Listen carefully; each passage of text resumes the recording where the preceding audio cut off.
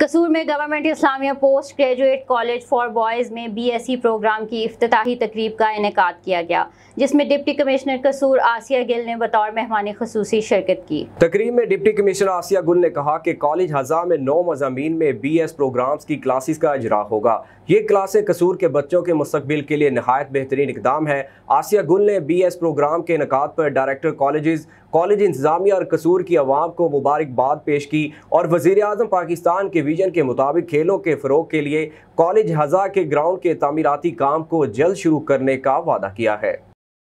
मैं इस वक्त government Islamia college graduate college में मौजूद हूँ, जहाँ पर आज से 4 साल BS प्रोग्राम का इनेकाद किया गया है। इसकी इनॉग्रेशन की तकरीब है, जिसमें 9 मज़ामीन के अंदर स्टूडेंट्स को ऑफ़र किया गया BS प्रोग्राम। ये मैं समझती हूँ कि कॉलेज इंतज़ामिया डिप्टी डायरेक्टर कॉलेजेस की बहुत बड़ी अचीवमेंट है कि इन्होंने काफ़ी अरसा फ़ाइट करने के बाद ये एक क्वालिटी एजुकेशन इम्पार्ट करने का जो एक तहैया उठाया है, ये कसूर के बच्चों के लिए और उनके मुस्तकबिल के लिए बहुत अच्छा एक स्टेप।